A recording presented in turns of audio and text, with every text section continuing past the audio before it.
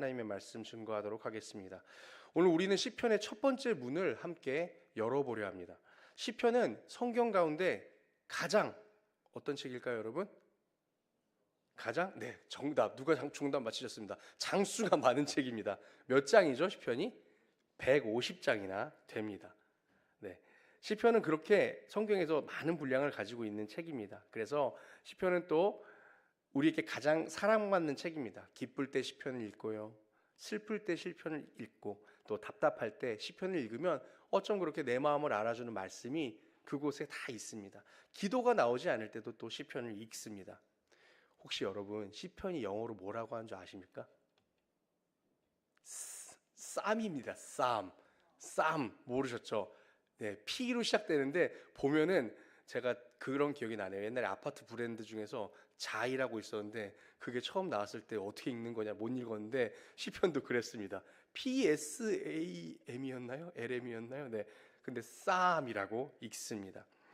근데 정작 시편은 사람들이 이렇게도 살아가면서 시편의 첫 문장이 무엇을 말하는지는 깊이 생각하지 않습니다. 시편 1편은 성도라면 거의 한 번쯤 외워봤던 말씀입니다. 저희도 언제인지 기억은 나지 않는데 저도 생각보다 연식이 조금 돼서 학교에서 가운을 쏘라고 했던 시대를 살고 있습니다. 참고로 저는 국민학교 졸업생입니다. 저를 초등학교 졸업생이라고 생각하지 말아주십시오. 저는 국민학교 졸업생입니다. 그래서 가운을 쏘라고 하면 어느 때에 붙어 있는지는 모르겠는데 저희 부모님께서 공교롭게 오늘 부모님이 여기 계십니다. 제가 이 설교를 준비하는 시간대는 그걸 상상을 못했는데 어떤 일인지 계십니다. 네, 저희 부모님들 주관이 뚜렷해져서 어머니는 된장찌개 가 계시고 아버지는 딴 데 앉으셨습니다. 오늘 가운이 뭐예요 하면은 시편 1편이라고 말씀하셨습니다. 그런데 아마 네 그래서 어렸을 때부터 이 사도신경이나 주기도문처럼 시편은 달달달 외웠습니다. 한 번에 위기가 있었죠. 개역 개정으로 바뀌면서 제가 외우던 게 아니던 거예요. 참고로 저희 부모님도 가온이 시편이라고 하셨지만 외워봐라 라고 한다면 잘 외우지 못하실 거예요. 네, 무슨 말씀을 드리고 싶으냐, 이거면 우리 성도들이 시편의 1편이 그렇게 유명하다는 겁니다. 누구라도 시편은 한번 외워봤지만 지금 외워봐라 라고 하면 잘 외워지지 않는 그것이 바로 시편입니다. 그래도 우리가 시작은 다 알고 있습니다. 어떻게 시작하죠? 시작? 네, 복 있는 사람은, 여기까지 아시면 됩니다. 네, 복 있는 사람은으로 시작하는 시편 1편의 말씀입니다. 히브리어 원어로는 아쉬레이 하이시라고 합니다. 어떤 뜻이냐면 복되도다 그 사람이요. 그러니까 약간 감탄사처럼 표현이 됩니다. 우리는 복 있는 사람은이라고 하지만 그 히브리어는 그런 것들이 많더라고요. 뭐뭐하도다, 뭐뭐하도다 이런 경탄어가 많습니다. 그런데 이 시편 복 있는 사람은 이것은 복되도다 그 사람이요라는 뜻입니다. 그런데 우리는 이런 뉘앙스의 시편을 종종 오해합니다. 어떻게 오해합니까? 시편 1편을 복을 받는 방법으로 읽을 때가 많습니다. 어떤 사람이 복 받을까? 악인의 꾀를 따르지 않으면 복을 받는구나. 죄인의 길에 서지 않으면 복을 받는구나. 오만하지 않으면 복을 받는구나. 여호와의 율법을 즐거워하여 그 율법을 주야로 묵상하면 복을 받는구나 라고 생각합니다. 마치 복이라는 결과물을 얻기 위한 설명서처럼 이 시편 1편을 읽습니다. 하지만 단언컨대 시편 1편은 복을 얻는 레시피가 아닙니다. 요리 레시피처럼 이렇게 해서 복을 받는 레시피가 아닙니다.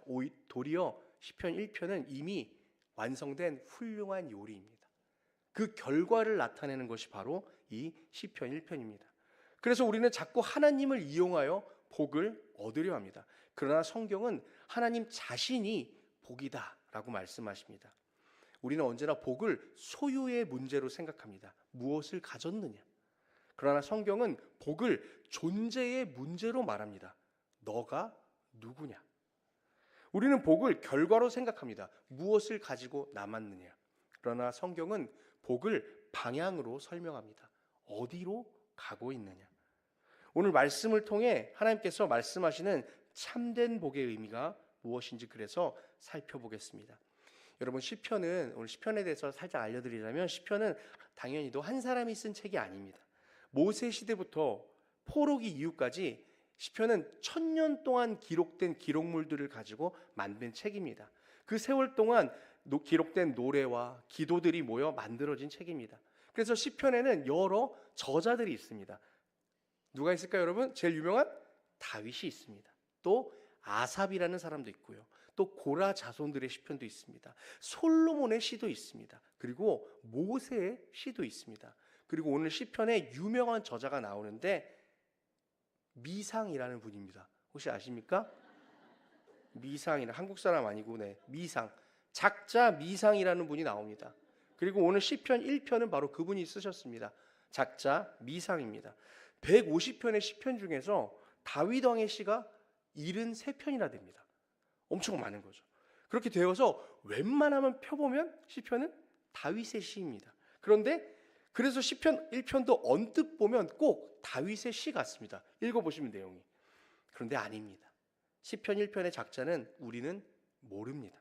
왜 그럴까요? 시편은 아까 말씀드린 것처럼 1000년 가까운 기간 동안에 기록된 찬양과 기도들의 모음입니다. 그리고 시편은 특별히 우리가 1, 2, 3, 4 뭐 이렇게 기록을 하지만 그렇게 개별적으로 존재하는 것이 아니었습니다. 이를테면 다윗의 시 모음집, 고라 자손의 찬양집, 아삽의 시 모음집, 또 순례자의 노래 모음집, 이러한 것들을, 이 여러 권의 책들을 모아서 다르게 구성을 한 것이 바로 시편입니다. 이 시편의 구성은 이 바벨론 포로기 이후에 편집되었다는 설이 가장 유력한데, 분명한 사실은 그러니까 시편은 어떠한 편집 한 명일 수도 있고요, 뭐 기관일 수도 있겠죠. 편집을 하는 주체가 의도를 가지고 이것을 편집했다는 거예요. 솔로몬의 시만 이만큼 있고 다윗의 시만 이만큼 있고 그냥 배열한 것이 아니라 의도를 가지고 이건 여기, 저건 저기 이렇게 넣었다라는 것입니다. 그래서 시편은 유대인들이 가장 사랑하는 토라라고 부르는 모세 오경이 있습니다. 창세기, 출애굽기, 레위기, 민수기, 신명기, 이 5권의 책을 토라라고 하는데, 이 토라의 구성과 맞추기 위해서 시편도 몇 개로 나눴을까요? 5개로 나눴습니다. 그렇게 한 것만 보더라도 이 작자가, 편집자들이 시편을 어떠한 의도를 가지고 편집했다는 것이 확실한 증거가 됩니다. 그리고 원래 시편 1편과 2편은 하나의 작품이었다는 주장이 있는데, 두 책 모두 소위 표제어가 없습니다. 표제어는 무엇이냐면, 여러분 성경을 보면은 이제 3편부터 달리게 되는데요. 3편에 어떤 표제어가 있습니까? 다윗이 그의 아들 압살롬을 피할 때에 지은 시, 이런 표제어가 이 시편에는 달립니다. 그런데 1, 2편에는 표제어가 없고 작자도 미상입니다. 그래서 이 작자도 없는 시편 1편을, 그렇다면 이 편집자는 왜 이 150편이나 되는 시편의 첫 번째에 놓았을까요? 의도가 있다라는 말입니다. 그래서 우리는 그 의도를 몰라야 될까요? 알아야 되겠죠. 그렇다면 시편을 시작하는 이 말씀을 우리는 깊게 생각해 봐야 됩니다. 그래서 이 시편 전부를 읽기 전에, 150편의 시편을 읽기 전에 하나님께서 우리에게 이렇게 물으시는 것입니다. 너는 복을 무엇이라 생각하니? 시편을 읽는 독자에게 이 편집자의 의도대로, 그리고 편집자의 의도가 하나님의 역사하심으로 함께하는 것이라면 하나님께서 우리에게 묻는 것이에요. 이 수많은 시편을 읽기 전에 너는 복이 도대체 뭐라고 생각하니?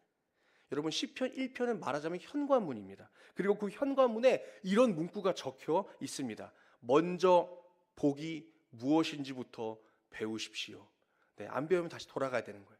그거부터 배우고 그 뒤에 내용들을 읽어야 하는 것이죠. 오늘날 사람들이 생각하는 복은 대부분 결과입니다. 뭐가 있을까요, 여러분? 복. 돈이 많으면 복입니다. 건강하면 복입니다. 출세하면 복입니다. 좋은 집 살면 복입니다.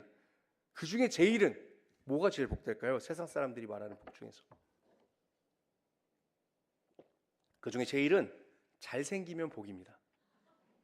돈으로도 살 수 없습니다, 여러분. 돈으로 못 사는 거 하나님 나라 빼고 또 있습니다. 얼굴입니다. 성형수술에 티 납니다. 네. 성경에 공식적으로 나와 있잖아요, 여러분. 하나님은 중심을 보시는데 사람은 어디를 본다고요? 외모를 본다는 거예요. 여러분, 외모가 얼마나 무서운지 모릅니다. 그러니까 예쁘고 잘생긴 건 정말 복입니다. 오늘 저희 아버지가 오셨는데 다 저보고 아버지 닮았다고 하는데 만감이 교차했습니다. 여기까지만 얘기하겠습니다. 그런데 이런 사람들이 말하는 복은 모두 사라질 수 있습니다. 재산 잃어버릴 수 있습니다. 건강 무너질 수 있습니다. 명예 한순간에 사라질 수 있습니다. 외모? 죄송합니다. 아버지가 계시는데 자꾸 얘기해서 제가 지금 아버지 외모를 약간 비하하듯 말한 것 같지만 저희 아버지 청년 때 사진을 보니까 잘생기셨더라고요. 그런데 네 그렇습니다. 그렇다는 겁니다. 네, 묻지 마십시오. 여러분 안 그러십니까? 여러분? 제가 가끔 궁금한 게 우리 권사님들 중에 젊었을 때 누가 제일 미녀였을까? 이게 추측이 안 갑니다.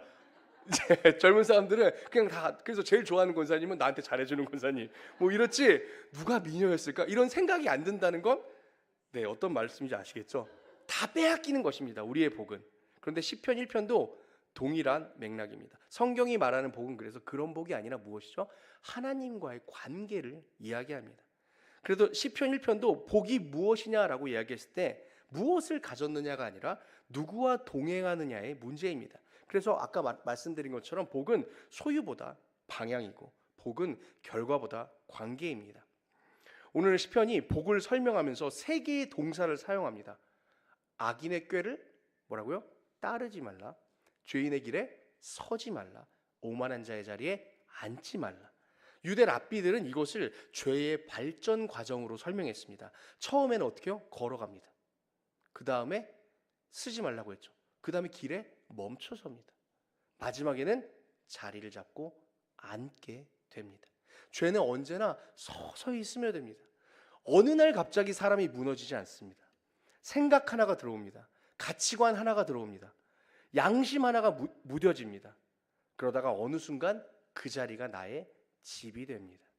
그런데 중요한 것은 이것입니다. 시편 기자는 그렇게 하지 않으면 나중에 복을 받는다 라고 말하지 않습니다. 오히려 그렇게 살지 않는 것 자체가 복이다 라고 말하는 거예요. 여러분 차이점을 아시겠어요?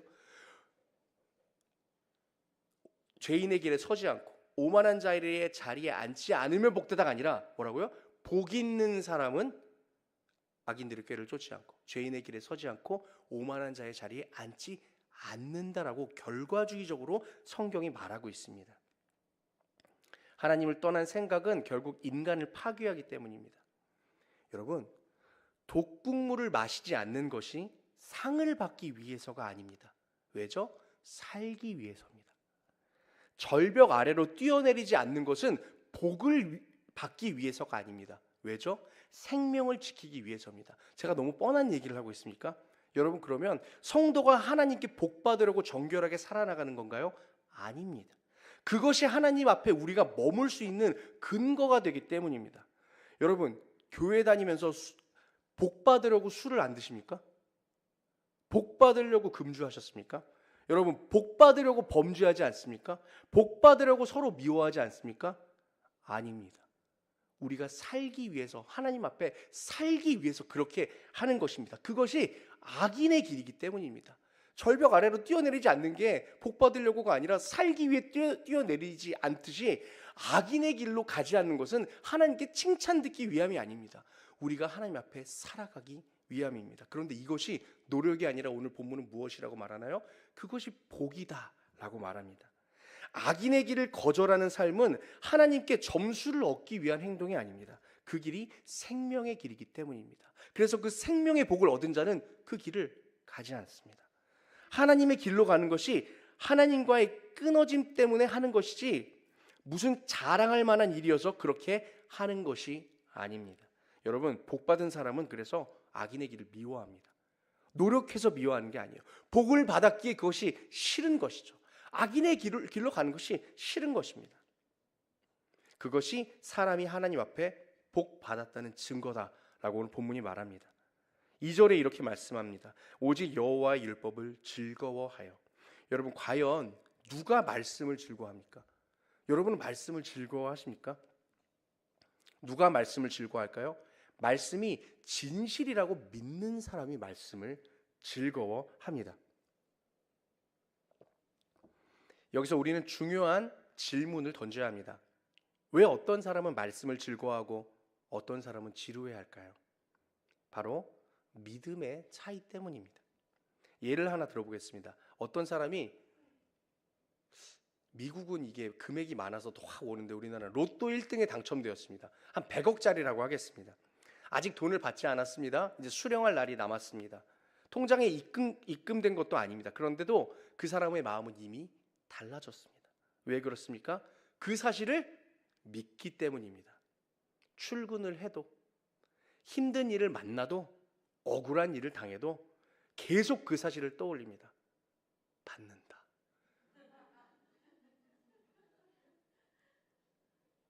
받는다. 제 메소드 연기를 직장 때려쳐야지. 받으면 미소가 끊이지 않는 것이죠. 이미 내 것이다. 확정되었다. 그 믿음이 생각을 지배합니다. 차를 타고 왔는데 누가 갑자기 확 끼어드는 거예요. 여러분 어떻게 하십니까? 그리스도의 사랑으로 용서하시죠. 저 같은 사람은 막 화가 막 납니다. 그래도 목사니까 다른 건 못하지만 성격 좀 있는 분들은 어떻게 합니까? 그냥 확 가서 창문을 열고 사랑합니다 라고 얘기를 하죠. 네.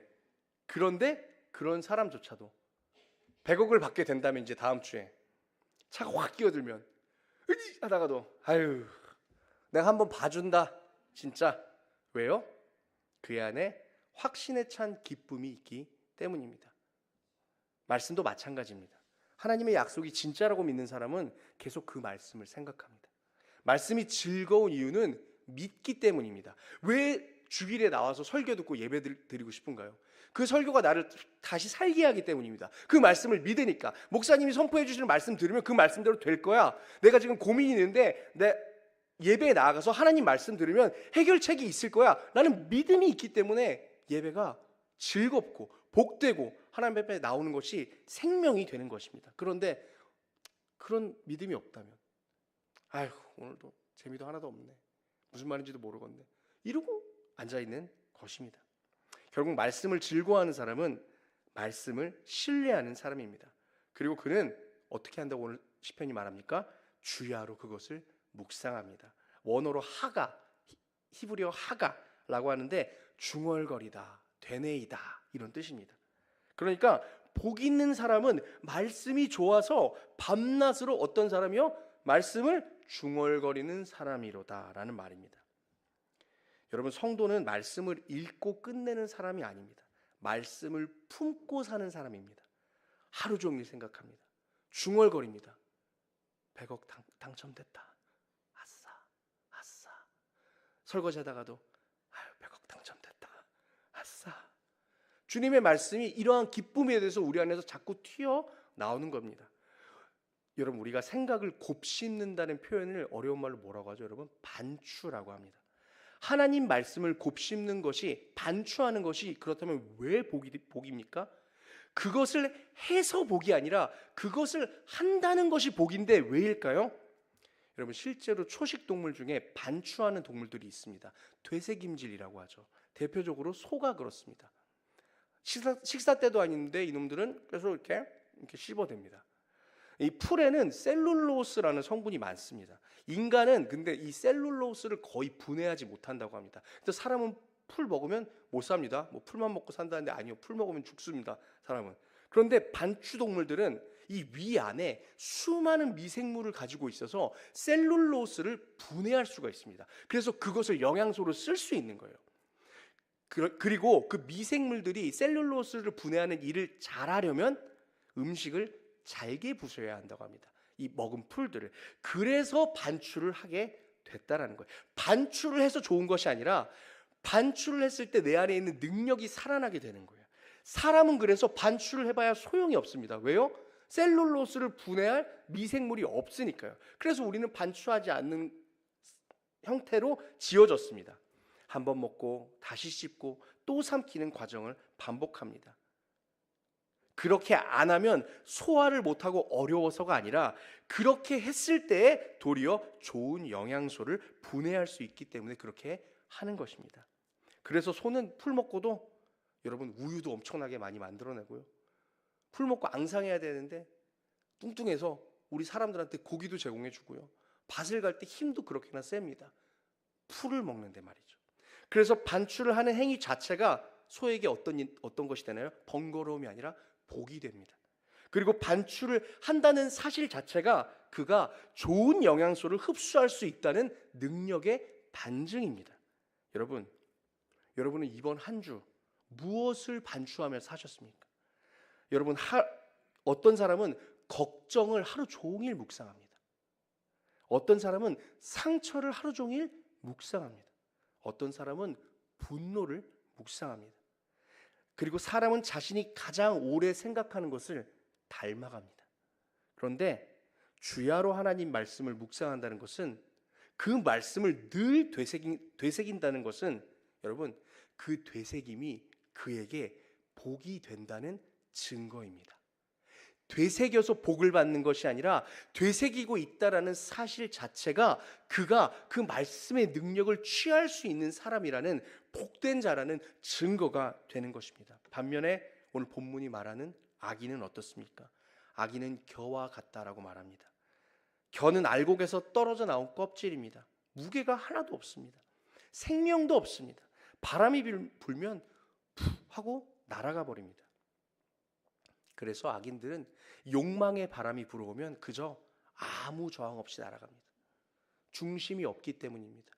요즘 참 청주에 사니까 이 이야기가 다른 이야기를 들리는데, 직장인들이 점심에 하는 대표적인 대화거리는 하나밖에 없답니다. 삼전과 하이닉스입니다. 어디에 돈을 넣어야 되는 것인가? 여러분, 주식에 투자할 때 세상의 사람들이 어떻게 합니까? 동향을 따라갑니다. 그 욕망의 바람이 불어올 때 아무런 고려 없이 따라가게 되는 것입니다. 오전에 목사님이 설교하셨잖아요. 예지가 왜 가방에 인형을 달고 다닌다고요? 욕망의 바람이 인형을 달아라. 인형을 달아야 핫한 사람이 될 수 있다. 그 욕망의 바람이 불어올 때 그걸 거절할 수 없는 거예요. 그냥 다는 거예요. 그것이 자기에게 짐이 되는 줄도 모르고, 1개, 2개, 10개. 웃지 마십시오. 우리도 똑같습니다. 그래서 성경은 최후는 그러한 인생이 어떻게 된다고, 예지가 그렇게 된다는 건 아닙니다, 여러분. 비유입니다. 최후 성경이 뭐라고 말합니까? 악인의 길은 망하리로다. 의인의 길은 인정받고 악인은 망하는데, 의인은 누구라고요? 복된 사람이 의인이라는 거예요. 의인이어서 복된 게 아니라 복됐기 때문에 의의 길로 갈 수 있다라는 것입니다. 그러니 우리의 의로 복을 얻는 것이 아니고, 우리가 받은 복이 바로 우리의 의가 됩니다. 그럼 우리는 무엇을 해야 할까요? 내가 해서 되는 게 아니라면, 내가 이렇게 열심히 하나님 말씀 묵상해서 복 받는 게 아니고 복이 하나님 말씀을 그렇게 하는 거라는데, 그럼 우리는 무엇을 해야 할까요? 답은 하나, 하나님 더 사랑하는 것입니다. 믿으십니까? 여러분, 하나님 많이 사랑하십니까? 전 믿지 않습니다, 여러분의 아멘을. 정말 많이 사랑하십니까, 여러분? 아니면 하나님을 여러분은 많이 사랑하십니까? 아니면 하나님을 사랑해야 한다는 명령을 지키십니까? 같은 듯 다른 두 가지의 말, 하지만 우리는 분명한 차이를 압니다.